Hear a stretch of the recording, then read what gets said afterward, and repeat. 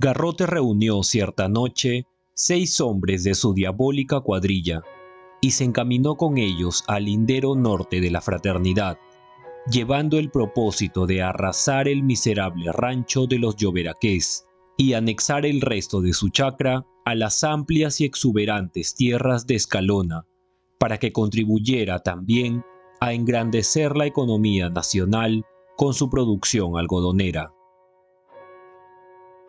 La noche era suave. Titilaban en el firmamento miradas de luceros, bendiciendo la generosa obra de Garrote. Al paso de los 7 hombres, una fuga de alimañas estremecía las malezas. En la orilla del río, las ranas elevaban a los astros un himno desigual, de tonalidades ásperas. Un perro ladraba en la lejanía a algún fantasma. Los cocuyos encendían sus lamparitas mágicas entre el ramaje de los arbustos, convirtiéndolos en arbolillos de Navidad. Garrote ordenó hacer alto al llegar al cerco. En el nocturnal silencio cómplice sopló a su gente. Lo primero, acabar con los perros. Tú, Régulo, arrástrate hasta cerquita de la casa y arroja esto. ¿Qué es, don Torcuato? Carne, bellaco, es para los perros, pero no te la comas, que está envenenada. El coro de mulatos precisó un conato de risa que contuvo Garrote. ¡Shh! ¡Callen! ¡O todo se va al diablo! El llamado Régulo cogió el paquete con los trozos de carne y empezó a reptar como serpiente, cuidando de no hacer ruido. Los otros se sentaron a esperar, mientras la sinfonía de las ranas les llenaba los oídos. Un sambo menudo y amojamado encendió un cigarrillo, aspiró fuertemente el humo y se lo pasó a otro, el que a su vez hizo lo mismo con un tercero. El punto luminoso se convirtió en un nuevo cocuyo. Al poco rato sintieron un crujido de ramas rotas y luego la voz afónica de Régulo. Don Torcuato, avancé hasta cerca de las quinchas del rancho y esparcí por un lado y otro los pedazos de carne. ¿No me engañas? Por estas, juró Régulo, llevándose el índice y el pulgar en cruz a la jeta. Entonces, aguardemos. Y esperaron como un cuarto de hora, hasta que Garrote cogió una vara de pájaro bobo y la arrojó en dirección de la casa de los Lloberaqués. El madero hizo un ruido seco al tropezar con la maleza, y después quedó todo en silencio. Magnífico, pensó, no han ladrado los perros. Repitió la prueba y tampoco dieron señales de existencia. Entonces ordenó avanzar. Rápidamente, toda la cuadrilla atravesó el débil cerco que meses atrás había hecho trasladar Garrote a ese lugar, y penetró en la propiedad de José Celestino, es decir, en lo que le restaba después del robo. Ya no les preocupaba a los desalmados la bravura de Culebrón y Macanche. Por allá estarían retorciéndose de dolor bajo los efectos de la estricnina. Y no se equivocaban al suponerlo. Los pobres animales que solo se habían alimentado en los últimos tiempos de desperdicios de camotes y yucas, apenas olieron la carne, corrieron a devorarla, y en esos momentos se extinguían entre convulsiones horribles. Como un capitán de bandidos, y el alma de ello tenía, el mayordomo mandó a sus hombres que prendieran fuego al rancho, disposición que cumplieron al instante, comenzando a arder la paja y demás materiales de la débil construcción. En buena cuenta, Garrote había terminado ya su proterva tarea, pero todavía se quedó allí, contemplando cómo las llamas consumían velozmente lo que había sido hogar feliz de los Lloberaqués por muchos años, tal vez por siglos. El espectáculo le deleitaba, podía admirarlo con fruición, libre de testigos inoportunos. Sin embargo, los estridentes gritos de los dos hijos de la Encarnación le sacaron pronto de su embelesamiento, obligándolo a arrojarse al suelo para que no lo vieran. Los infelices muchachos burlaban riesgosamente las llamaradas, huyendo despavoridos hacia la chacra con la visión del fuego en las pupilas. Al poco rato, el rancho ya no fue más que un montón de cenizas humeantes, entre las que crepitaban todavía algunos maderos encendidos. Pero el corral, al que había llegado tarde el fuego, ardía vivamente, exterminando a las cabras que balaban desesperadas sin poder encontrar una salida por donde escapar. Su lastimero balido se sumaba a los agudos gruñidos de los dos puercos, cuya carne achicharrada despedía ya un fuerte y repugnante olor. Poco duró también esta pavorosa escena.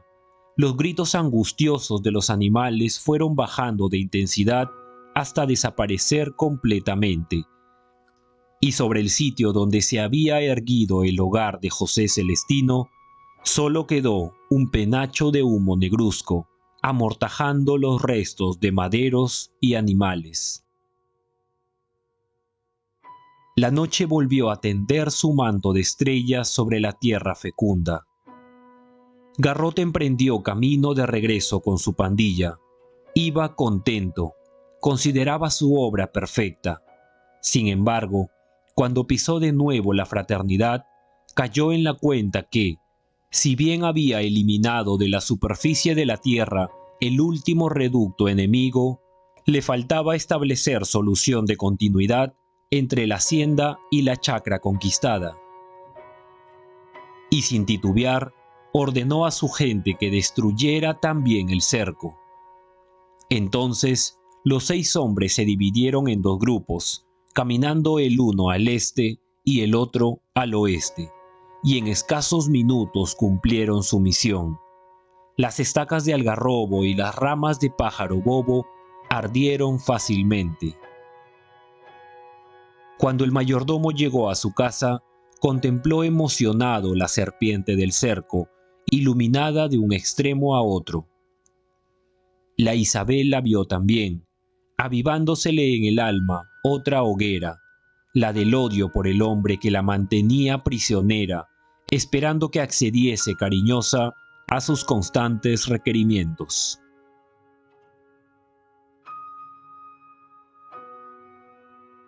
Como de costumbre, el tren de Paita llegó a las 5:30 de la tarde. De un vagón de segunda clase descendió José Tadeo Lloberaqué, estudiante que acababa de aprobar el 4º año de Derecho. Sus ojillos mongólicos escudriñaron en los grupos de parientes y amigos de los viajeros, pero no lograron descubrir a su protector, el cura de Catacaos. «No ha venido», se dijo, olvidando que don Isidro le había informado en varias cartas sobre sus dolencias. «¿Qué hago ahora?». Y a pasos menudos, porque el peso de la maleta no le permitía caminar ligero, abandonó la estación sin saber realmente a dónde ir. Mas cuando pasaba cerca del monumento erigido al almirante Grau, encontró al sacristán, quien lo había estado buscando infructuosamente por todo el recinto de la estación, y que, convencido de haber viajado en vano, se encaminaba ya a casa de una comadre para pasar allí la noche. Angustiado, José Tadeo le preguntó: «¿Y don Isidro? ¿Por qué no ha venido?». «Pero muchacho, ¿cómo iba a trasladarse hasta acá cuando el pobre está tan maluco? Las piernas ya no le funcionan bien. Los años. Te cargaré la maleta».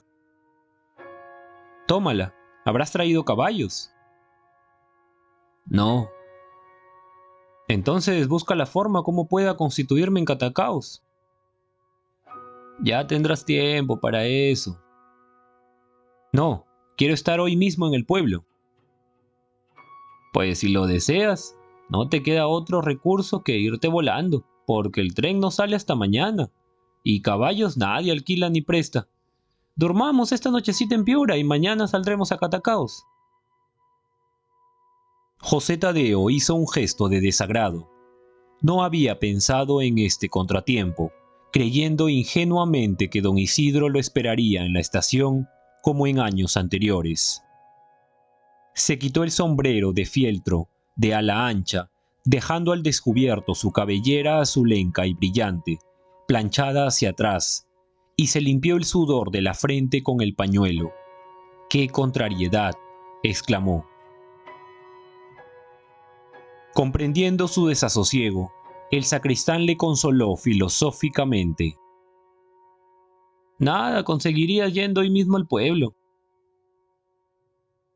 José Tadeo se irritó. Tú no me comprendes, hombre de Dios. Sí que te comprendo, por eso te lo digo. Y óyeme, más te conviene quedarte aquí para... ¿Para qué? Bueno, para que hables con tu abuelito y con tu mamá. ¿Estás loco? ¿Y qué hacen ellos aquí? ¿No lo sabías?, preguntó el sacristán, arrepentido de haber tocado un punto que el otro ignoraba. Pues ya que se me escapó en parte, mejor será que te lo diga todo.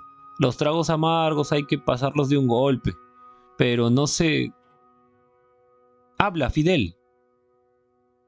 Bueno, que a ambos los han traído de Catacaos. José Tadeo comprendió. No necesitaba inquirir dónde se hallaban. Conocía de sobra las reticencias del sacristán. Lo sensato era, pues, seguir su consejo y procurar entrevistarse con las dos víctimas. Ordenó a Fidel que le llevara la maleta al Hotel Colón, donde pernoctaría, y se fue ligero a la cárcel, anonadado por su tormenta interior. Atravesó las escasas cuadras de la avenida Grau, torció luego hacia la derecha y pronto estuvo en la plaza de armas, en uno de cuyos lados se hallaba la cárcel, bajo el cabildo. Cuando llegó al vetusto edificio colonial, un sargento de policía que custodiaba la entrada le preguntó: «Oye, tú, ¿qué diablos quieres aquí?». La estridente voz de altibajos despectivos molestó al estudiante, y más que eso, el tuteo. Él no estaba acostumbrado a tal tratamiento, pues hasta los catedráticos de la universidad le hablaban con tono mesurado y cortés. ¿Por qué, pues, ese sambo de labios carnosos e hinchados se permitía dirigirse a él de modo tan descomedido? ¿Se sentía acaso un brigadier por llevar una jineta negra prendida en su chaqueta, sudorosa y descolorida? Conteniendo la rabia, le repuso: «Busco al mayor de guardias». «¿Pa qué?». «Deseo tratar con él un asunto». «Si es privado, anda esta noche a su casa. Y si tiene relación con el servicio, aquí me tienes a mí. Habla nomás». «¿Así que ahora no vendrá el mayor?». «Bien clarito te lo he dicho. No pierdas tiempo y expón lo que te interesa». José Tadeo dominó sus escrúpulos. «Pues quería hablar con unos parientes que se encuentran aquí». «¿Cómo? ¿Quieres hablar con unos presos? Vaya con el jovencito, tú estás chiflado. Ignoras que solo se permite hablar con los detenidos a ciertas horas y mediante un permiso». «Se lo estoy pidiendo». «Bueno, es mejor que te retires antes que pierda la paciencia y te mete entre rejas para que mañana barras el patio y ayudes a otros servicios». José Tadeo se mordió los labios. Sus achinados ojos refulgieron coléricos. Pero ¿de qué valía protestar ante ese estúpido, infatuado por el mando y encallecido por la costumbre de cometer abusos?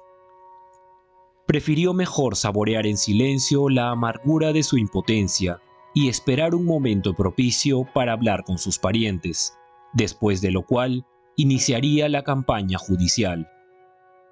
Porque el estudiante de Derecho, convencido de que los códigos, cuyos artículos le bailaban en el cerebro, eran las mejores armas para alcanzar la justicia, cultivaba el propósito de fulminar con ellos a sus enemigos y resarcir a los suyos de tantas calamidades.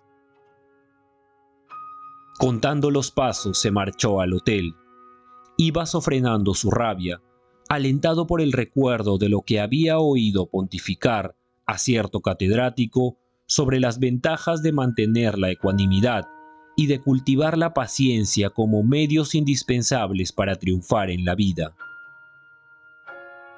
En la puerta del establecimiento recibió su maleta de mano del sacristán y solicitó una habitación al hotelero, a quien apodaban Lata, tal vez por la facilidad que tenía para hilvanar sin tregua cuentos picarescos, anécdotas sutiles y bromas ingeniosas. Se despidió luego del sacristán, no sin antes encargarle que al día siguiente se presentase temprano, y se refugió en su cuarto. No deseaba ver a nadie, quería que la soledad fuese su única compañera. Se tendió en el lecho y se puso a sollozar. Su tragedia era infinita, eco de la de su familia. Recién se daba cuenta que los años que pasara en Lima le habían servido únicamente para distender las alas y vislumbrar a medias la libertad. Porque allí, en su provincia, era un esclavo. Vaya si no era una triste paradoja. Pero lucharía sin tregua, lucharía aunque dejase la piel, la sangre, los huesos en la pelea. Acudiría a los jueces, les hablaría el lenguaje del corazón, les pintaría con trágico colorido la increíble sucesión de delitos cometidos contra los suyos. A las 8 de la noche, el estudiante escuchó golpes en su puerta, al principio suaves, después fuertes. Contestó. Era un mozo del hotel que había sido su condiscípulo en el Colegio San Miguel. ¿No quieres bajar al comedor? Abrió José Tadeo. No deseaba comer. Estaba fatigado física y espiritualmente. Todo le repugnaba, desde los alimentos hasta las esencias más gratas de la vida. El mozo, que conocía su desdicha, le exigió. Mejor baja, José Tadeo. Debes comer algo. Con el estómago lleno, las penas duelen menos. No tengo hambre. Necesito dormir. No podrás. Esta noche hay fiesta en el hotel con las tiples y coritas de la Compañía Italiana de Operetas. Y estas reuniones duran hasta la madrugada. Vienen aquí todos los señorones de Piura a divertirse con las muchachas. No podrás dormir. El piano sonará largo. Y así fue. José Tadeo escuchó casi toda la noche los valses, las risas, los cantos y gritos del alegre grupo, a los que marcaban ritmos alocados los taponazos del champán. Y pensó en las tremendas desigualdades que encierra el mundo. Mientras en el hotel se reía, se amaba y se bebía copiosamente, su madre y su abuelo se pudrían en la prisión, víctimas de la maldad y del ensañamiento. Y como ellos, ¿cuántos otros purgarían allí el abominable delito de haberse atrevido a defender lo propio? A las 5 se quedó dormido. La fiesta había cesado. Las descocadas tiples, después de arrullar a sus amigos con trinos dulzones, ahora roncaban vulgarmente, ahitas de vino y de caricias. Poco después llegó el sacristán, despertó a José Tadeo, que ni siquiera se había desvestido durante la noche, y bajó la maleta. La ciudad despertaba.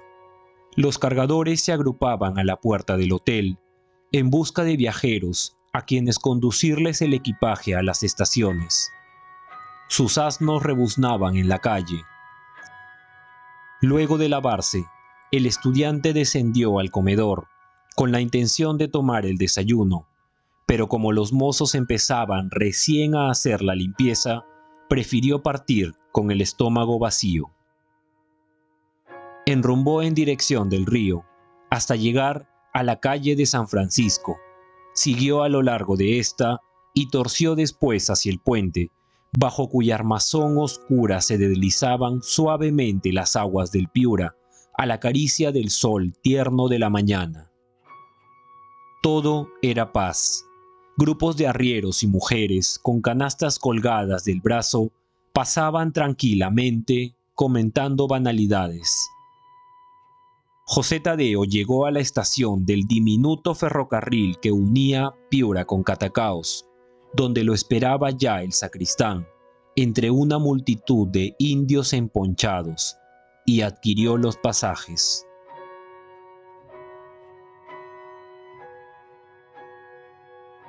Don Isidro Lozano no se mostró sorprendido cuando se le presentó el estudiante en la sacristía.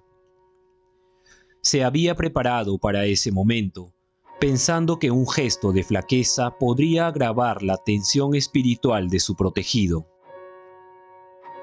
«Te esperaba», le expresó. «Oí el silbato del tren y me dije, allí viene José Tadeo. Pues estás hecho todo un hombre». Le abrazó cordialmente.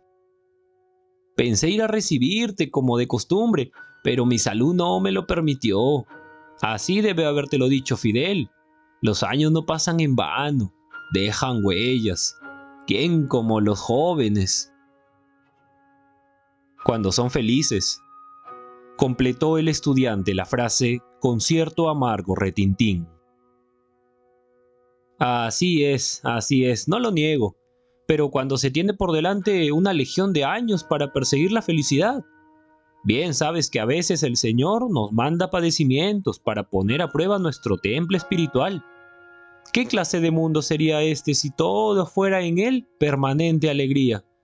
¿Cómo podrían apreciar entonces este don del cielo? No existiría punto de comparación. Estoy de acuerdo con usted, don Isidro, pero debe también convenir conmigo que hay penalidades de penalidades, y la mía sobrepasa muchas, por no decir a todas. No exageres, José Tadeo, que ni siquiera has perdido a ninguno de los tuyos. Cuando los males tienen remedio, no hay que abandonar la esperanza. No la he perdido, pero eso no me ahorra el sufrimiento. Piense que no he podido ver ni a mi madre ni a mi abuelo. Ya los verás, paciencia, paciencia. Dios es grande. José Tadeo era religioso. Su protector le había inculcado desde niño los preceptos cristianos. Mas en ese momento se resistía a acogerse a las promesas con que fortalece la Iglesia, considerándolas lejanas e imprecisas. No, él quería combatir. Le dolía demasiado su tragedia para permanecer impasible. Por eso, esta vez, lamentaría mucho no seguir al pie de la letra las directivas del cura, pues hacerlo le significaría claudicar. Don Isidro leyó, en la mirada fría y en el gesto airado del estudiante, tal decisión, y adelantóse a manifestarle. Yo no te pediré que te cruces los brazos o que pretendas alcanzar la justicia dedicando días y noches a rezar. No, lo único que te aconsejo es que lleves las cosas por los caminos de la legalidad. José Tadeo se rebeló. ¿Acaso ellos los han usado? Sí, es verdad, pero no debes olvidar que esos descarriados cuentan con medios para esquivar la sanción. Tienen fuerza suficiente para cometer atrocidades. Tienen dinero para comprar jueces, para comprar autoridades. No lo olvides. Pero yo los confundiré con la verdad. Los atraparé de pies y manos en la picota de la vindicta pública. Les enseñaré a caminar en línea recta. Ojalá lo consigas. Yo te ayudaré hasta donde puedas y procede legalmente. Pero de todas maneras, pon cuidado en lo que hagas. No deseo verte también envuelto en la misma desgracia que aflige a los tuyos. Eres todavía joven. Pierda usted cuidado. Trataré de defender a los míos solo con la ley en la mano. El cura no quiso discutir más para no debilitar la fe del mozo, aquella fe que le movía a defender la causa justa de su abuelo y de su madre, y le dijo: Anda con Dios, muchacho, y descansa. Después hablaremos más largo, ya que conviene actuar en frío. Además, es necesario que conozcas detalladamente toda esa larga serie de inauditas infamias para que puedas recurrir a los tribunales. El doctor Valerio puede firmar tus escritos. Ya he hablado con él. Pero serénate, serénate, que todo saldrá bien. Dios es grande.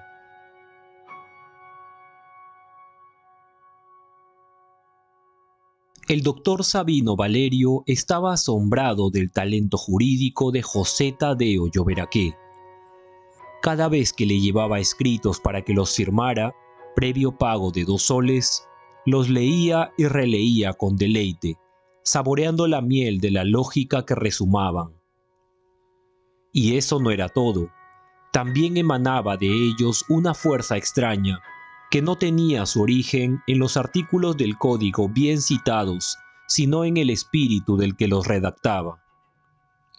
Eran páginas ardientes, sin artificios ni efectismos, sin esa hojarasca jurídica que suena a falsedad, de las cuales afloraba una sed de justicia que no era solo las que él sentía, sino también la que sentían tantos desdichados desposeídos de sus tierras. El estudiante no descansaba.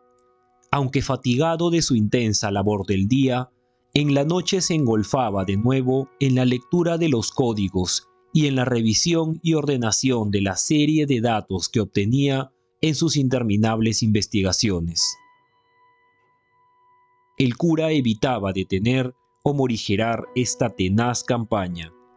Mientras su protegido no se encaminara por los vedados senderos de la violencia, podría contar con su aquiescencia y hasta con su ayuda. A menudo, José Tadeo iba a Piura a ver a su madre y a su abuelo. El mayor de guardia se había encariñado con él y le permitía entrar al resquebrajado e inmundo edificio de la cárcel hasta en horas prohibidas por el reglamento. De estas visitas retornaba con el espíritu quebrantado. Le angustiaba contemplar a ese anciano roído por las enfermedades, seco y retorcido como una rama carbonizada, que apenas podía balbucir unas cuantas frases, y a esa mujer entera y estoica, que no sabía quejarse y que le reclamaba siempre mayor energía, en cuyo espíritu ardía una perenne hoguera, alimentada por el rencor. José Tadeo no solo visitaba la cárcel para fortalecerlos con sus palabras cariñosas y llenas de fe, sino también para que le ilustraran ampliamente sobre lo acaecido durante su ausencia, a fin de reunir el mayor número de argumentos probatorios de la culpabilidad de sus enemigos. Deseoso de hablar con Chutuco y Cernaqué, testigos que presentara su abuelo en la inspección ocular, el estudiante hizo un viaje a Lodazales, aldea que gemía bajo la intolerable dictadura de Salvador Chotera. Pudo entrevistarse con los ancianos y conseguir los datos que necesitaba, y cuando volvía a Grupas, se dio de pronto con el teniente gobernador, quien despótico le interrogó: ¿Puedo saber quién es usted y qué hace por aquí? El mozo, que ya tenía vastas referencias sobre el cambio brusco experimentado por su pariente desde que lo convirtieron en autoridad, sofrenó su bestia y repuso sonriente: Igual pregunta podría formularle yo a usted. ¿Se atreve a faltarme el respeto? Soy el teniente gobernador. Ah, fingió sorprenderse José Tadeo. Usted es el ilustre Salvador Chotera, cuya fama anda en leguas por el departamento y fuera de él. Él mismo. ¿Puedo servirlo en algo? Sí, en proporcionarme unos informes que requiero. Con mucho gusto, pero solo los doy en la gobernación. Acompáñeme. Pero antes dígame su nombre. Soy José Tadeo Lloberaqué. En la cara del teniente gobernador se cuajó el asombro. ¿Tú, José Tadeo? Si no me lo dices, no te hubiera reconocido nunca. Y esto que como autoridad me gasto una memoria de mamey para dar con los pícaros, aunque este no sea el caso. Así pongan máscara, los conozco. Porque tú debes saber, doctorcito, que a tu pariente Salvador Chotera no se le escapa ningún delincuente. Todos caen tarde o temprano en sus manos. Así que puedo abrigar todavía la esperanza de que los forajidos de la fraternidad... No, doctorcito, esos no son de mi jurisdicción. Si no, ya les tendría en el cepo. Llegaron a la gobernación, que ya no se parecía en nada al miserable rancho de meses atrás. Suficientes habían sido las multas para renovarle las paredes y cambiar su tejado de paja y barro por uno de zinc. Chotera hizo recorrer a su pariente el flamante edificio, cuyas habitaciones habían adquirido cierta prestancia, merced a los muebles de caoba que las llenaban. Además, numerosos tiestos de flores y enredaderas ponían una cándida nota de primavera en el patiecito interior, donde Chotera solía dormir la siesta en una hamaca, colgada en tal forma que desde ella podía vigilar a los presos que mantenía frecuentemente en el cepo. José Tadeo comentó con disimulada ironía las bellezas de la casa, mas cuando llegó al corral y vio en el instrumento de tortura a un indio sujeto de las piernas, nunca faltaba alguno, no pudo reprimir un sincero gesto de protesta. ¿Cómo? ¿Qué significa esto? La justicia, doctorcito, la justicia. ¿Pero ignora acaso el teniente gobernador que el castigo corporal está prohibido por las leyes? Chotera se molestó. ¿De dónde le salía su pariente con esas ideas? ¿Quién le había dicho que en cárceles cómodas se corregían a los delincuentes? Bien lo había afirmado él siempre que los colegios y las universidades no servían más que para llenar de humo la cabeza de los estudiantes. Qué ocurrencia la del doctorcito, tragarse tantos libros para venirle con esas candideces, como si tuvieran derecho a la piedad los pícaros y bochincheros. Puras ideas, le repitió a José Tadeo, tolerándole tan enojosas consideraciones por el parentesco que le ligaba a él. Me horroriza oírte hablar así, Salvador. Como ya te lo he manifestado, ninguna ley te autoriza a tener a nadie en el cepo. ¿Y para qué necesito yo las leyes? Yo soy aquí la ley, doctorcito. Y el que no anda derecho va al cepo, le rajo las espaldas y el rabo a latigazos. Ya lo sabes. José Tadeo, que vibraba agresivo por todo lo que le recordaba la injusticia, acentuó su protesta, sin tomar en cuenta el carácter cerril y autoritario de su pariente, pronto a cualquier insensatez. No le parecía propio que cometiera abusos y crueldades de semejante naturaleza con gentes de su raza, cuando él mismo podía ser más tarde víctima de un atropello. Pero Chotera, en vez de acoger las advertencias de ese mozo de cultura superior a la suya, las consideró ofensivas a la dignidad de su cargo. Y José Tadeo tuvo que controlarse y finalmente irse, antes que el teniente gobernador le aplicara su sistema de multas, confiado en que obraba bien en todo y en que el prefecto le sostenía. Todavía desde la puerta le recordó a Chotera, creyendo convencerlo así de que debía desterrar los castigos corporales. Yo de ti no pondría tanto empeño y celo en cumplir con esas penosas obligaciones, porque muy pronto cambiará el gobierno. El testarudo no se inmutó.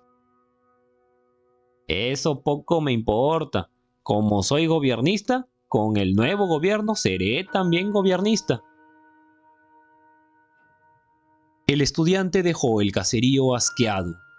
Él, que andaba como un apóstol predicando justicia y reclamándola, no solo para los miembros de su familia, sino también para todos los indios en general, acababa de comprobar lo que se murmuraba de ese ejemplar desnaturalizado, que por satisfacer su proterva ambición de mando, no titubeaba en denigrar, escarnecer y castigar a sus propios hermanos, en lugar de constituir con ellos un solo frente, a fin de defenderse de las inequidades de algunos patrones.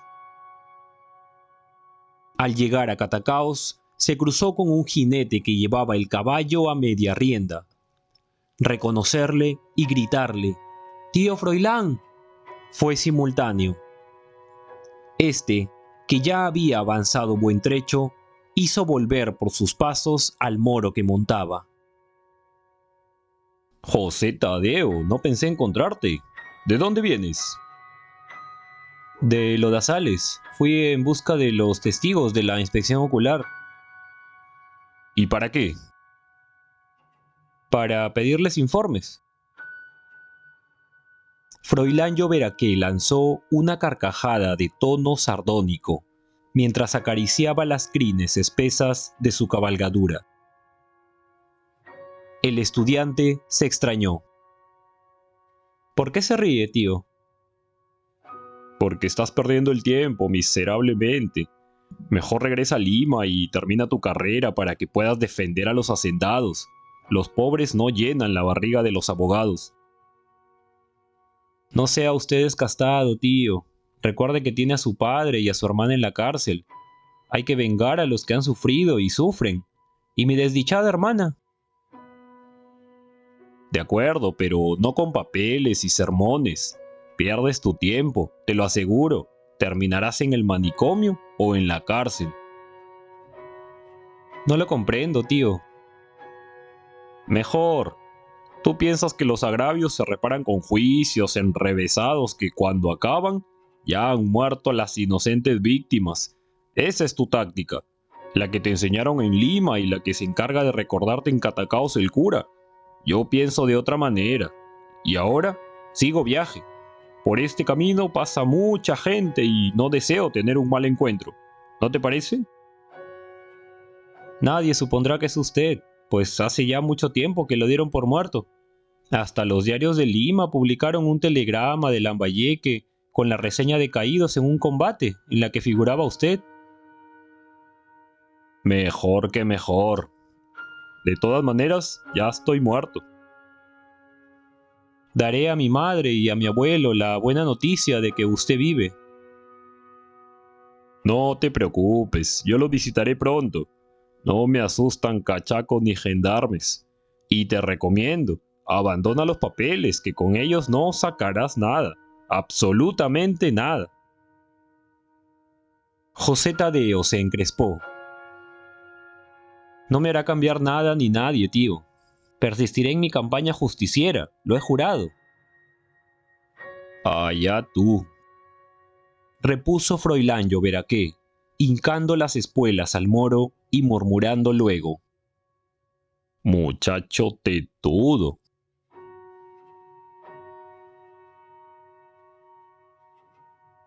Una mañana, Froilán Lloberaqué entró tranquilamente en el patio de la cárcel en compañía de un alférez. El antiguo guerrillero llevaba sombrero a la pedrada, o sea, con la parte delantera del ala aplastada contra la copa, y un poncho listado. Marcaba el compás de sus pisadas un tintineo de espuelas. Había dejado su moro en plena plaza de armas. «En esa cuadra está tu padre», le dijo el oficial, señalándole la reja de la izquierda, donde un grupo de presos, barbudos y famélicos soltaba un chorro de tacos y obscenidades a los que ambulaban por el patio. «Y en la del fondo encontrarás a tu hermana». La fortaleza moral de Froilán se quebró al acercarse al lugar donde se hallaba José Celestino. Pidió a los detenidos que se prendían de los barrotes de la reja como los orangutanes de los de sus jaulas, que llamaran a su padre, pero uno de ellos le aconsejó: «Mejor no lo ve, amigo, el viejo da pena, ya ni quiere hablar con nadie». «Llámalo, te digo». La imperativa voz de Froilán desconcertó al preso, quien en vez de insolentarse, fue a liberar al anciano de su perenne sueño. «Don José Celestino, lo busca un señor». «¿Quién?», inquirió aquel, con voz suave y aflautada. «Un señor», le repuso el otro, y volviéndose al visitante: «¿Cómo se llama usted?». «Dile nomás que soy un pariente». José Celestino enfocó con sus ojos pitañosos la figura que se recortaba tras la reja y reconoció a su hijo. «Es mi Froilán». Entre los presos corrió como un ronroneo de moscardones. «Es Froilán Lloveraqué, el famoso Froilán. Ah, el montonero. ¿Y cómo lo han dejado entrar? ¿Se vendrá a quedar?». Y los que estaban junto a la reja se retiraron. «Tarde o temprano tenías que caer también por aquí». El exguerrillero se irguió orgulloso. «Taita, solo he venido a verlo». «¿Y cómo te han dejado pasar?». «Me lo permitió un alférez apellidado Machuca, a quien salvé de perecer por pavor cuando el cura derrotó a las tropas del gobierno. No lo he olvidado, y tan luego le pedí este favor, me lo hizo». «Pero...». «No se preocupe, aquí me encuentro más seguro que ambulando por los caminos. Nadie me hará nada. Los mismos soldados me resguardan. ¿No es para reírse?». «Ah», sonrió el viejo levemente. «Eres el mismo cholo marrajo de siempre. No te compones». «¿Cómo lo tratan aquí, Taita?». «Así, así». Involuntariamente, Froilán paseó la mirada por el interior de la inmunda cuadra de paredes obscuras y pringosas, tatuadas de figuras y letreros obscenos. En el centro de ella, un grupo de presos jugaban briscán. Las cebosas cartas recorrían las manos de uñas enlutadas. En los rincones se arracimaban otros, en perfecta inmovilidad, como si estuvieran muertos. Un vaho pesado, en el que flotaban olores de ropas sucias, colillas de mal tabaco y humedad, salían de aquel antro repugnante. El viejo continuó: «Los presos que tienen familia acomodada comen bien. Lo mismo los que disfrutan de plata. Unos reciben la comida, otros se la compran a las mujeres que tienen aquí este negocio. Pero como yo no siento hambre ni tengo muelas para comer, si pudiera estar siquiera con mi encarna. Siempre viene a verme José Tadeo. Me asegura que las cosas andan bien, que pronto saldremos de aquí». A Froilán se le escapó: «Tetudeces, Taita, tetudeces. Con los papeles se limpian el rabo los blancos. Yo sé que usted saldrá pronto, porque solo lo acusan de cómplice, pero la pobre encarna que tuvo la estupidez de declararse culpable. José Tadeo la sacará de aquí. Crea lo que quiera, Taita. El anciano se enfadó. Entonces solo has venido a decirme que estamos fregados. Para eso te hubieras quedado en la montonera. La montonera, Taita, ya no existe. Nos derrotaron hace ya mucho tiempo y cada uno se fue por distinto camino. Al cura le faltó algo bajo la sotana. No reveselles del cura. Hablo de él como jefe de montoneros. José Celestino se quedó pensativo. Los recuerdos le bailaban en la mente, pero no sabía cuál era el que buscaba. Al fin se le presentó mansamente. ¿Viste ya a mi encarna? Todavía no, Taita. ¿Con quién se habrán quedado mis nietos? Froilán ignoraba dónde se hallaban, pero mintió. Se los llevó mi hermano, Manuel Antuco, al otro río. Me dicen que están muy bien. ¿Y tú qué haces? Correteando por allí. ¿Has ido por la chacra? No, Taita, pero iré pronto. En la entonación que imprimió Froilán a sus palabras, el viejo José Celestino advirtió una escondida amenaza, y tembló. No quería que por su causa rodaran también al abismo otros miembros de su familia, agravando una situación que, a su ingenuo modo de ver, tendía a mejorar, pues creía ciegamente que la Encarnación saldría pronto de la cárcel, ya que su hijo araba mar y tierra por conseguirlo. En cuanto a su propia situación, ni caso hacía de ella, porque según la filosofía de sus cálculos, ¿para qué necesitaba la libertad? ¿Para complicar más la vida de sus hijos y de sus nietos? ¿Para arrastrar su miseria por los caminos como aquellos pordioseros que limosneaban los sábados con una alforja en el hombro? No, más le valía dejar los huesos en la cárcel. Allí soñaba.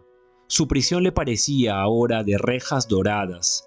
Además, ya le hastiaba la vida. Muchos años agobiaban sus espaldas, ni sabía cuántos. Casó 3 veces y tuvo 20 hijos. Unos murieron, otros se fueron lejos. Incontables nietos se habían prendido también de sus rodillas y escuchado sus cuentos candorosos, pero ahora andaban por sabe Dios qué mundos. Muchos bisnietos le rodearon igualmente, y así, por muchos lustros, tuvo la suerte de ver a su lado una inmensa prole, semejante a las ramas de un frondoso árbol, disfrutando de igual savia y de igual verdura. De todo aquello le quedaba solo un recuerdo risueño. Eran cenizas de una hoguera extinta. Cualquier día, 2 de sus compañeros de encierro le meterían en una caja de pino, pintada de negro, y le entregarían a los sepultureros, y nadie volvería más a recordarle. El viejo apretó los barrotes llenos de orín y se encaró con su hijo. Oye, cholo del demonio, yo leo algo en tus ojos. Tú quieres hacer una locura. ¿Yo, Taita? Usted delira. No le busques 3 pies al gato. Ya estamos bastante fregados para que tú no friegues más. Ándate mejor a un lugar lejano y quédate allá hasta que se olviden de ti. Con los blancos no se puede luchar. Siempre salen ganando. Froilán se encrespó. ¿Que siempre salían ganando los blancos? Se equivocaba el pobre viejo. Él nunca se había dejado doblegar por nadie y todavía galopaba por los caminos, esquivando la tenaz persecución de los gendarmes y las heladas de ciertos hacendados, principalmente de Escalona, que se afanaban por eliminarlo como medida preventiva para que no contaminara con su rebeldía el rebaño humilde de sus fundos. A José Celestino se le incrustó el temor. No cometas nuevas fechorías, Froilán. Déjame morir tranquilo. Respeta siquiera mis canas, mi triste situación. No deseo recibir la noticia de que te han avaliado por allí y que caíste sin una bendición. Escóndete, Froilán, escóndete, que el tiempo se encargará de hacer olvidar tu vida pasada. Taita, poco le importa a su hijo que se olviden o no de sus pequeñas culpas. Lo único que le interesa, y mucho, es que paguen algunos canallas los agravios que le han hecho, que nos han hecho. No lo puedo evitar, porque nadie en el mundo, sépalo bien, me podrá hacer olvidar esta tragedia. Lástima que usted haya nacido con unas ideas y yo con otras. Eso no se puede remediar. Sin embargo, estoy seguro que usted pensará como yo, que si los miles de indios que han existido desde que hay blancos por estas tierras hubieran hablado claro y actuado sin temores, nadie nos pisaría ahora el poncho. Discúlpeme pues, Taita, que no siga su consejo. Así he nacido y así moriré. No sé si la culpa es de Dios o del diablo. Continuaré de todas maneras mi camino, aunque tenga que vérmelas con todo un ejército de gendarmes. Sabré enfrentármeles a mi manera. Ya me ve usted en plena cárcel y nadie me molesta. José Celestino le repuso con un acento en el que el reproche iba envuelto en una sonriente ironía. No te compones ni te compondrás, cholo marrajo. ¿Y cuánto hice por lograrlo? Docenas de estacas rompí en tus costillas y seguiste lo mismo. ¿Quién te podrá llevar ya por el buen camino? Por el buen camino ando ahora, Taita, y aunque le parezca pecado, le diré que el Señor me guía, porque el Señor está con los desheredados de la fortuna, con los perseguidos por la justicia, con las víctimas de los abusos, con todos los que sufren sin culpa, con todos los que claman por un mundo mejor, con todos los que se esfuerzan por defenderse. Con ellos está el Señor. Froilán tuvo que bajar la voz. Los presos que jugaban cartas en el suelo se levantaron involuntariamente y se acercaron a la reja, curiosos por observar de cerca a ese antiguo guerrillero, tan altivo y orgulloso que predicaba como los curas. Uno de ellos, sambo greñudo, cruzado de cicatrices, le aconsejó: Mejor váyase, don Froilán. Lo pueden reconocer y entonces... No tengas cuidado, yo conozco el terreno que piso. De todas maneras, gracias por el consejo, y toma esto por él. Y aunando la acción a la palabra, extrajo varias monedas de plata de su bolsillo y se las dio al preso, agregándole: Y estos otros soles para que los repartas entre tus compañeros. Un cordial murmullo de agradecidas voces premió la rumbosidad. Gracias, patroncito. Dios se lo pague. Visítenos siempre, amigo. Froilán se despidió de su padre y dirigiéndose a los demás presos. No tienen que agradecerme nada. Que les haga provecho y no dejen de cuidar a mi Taita. Y se fue a ver a su hermana, haciendo roncar las espuelas de plata.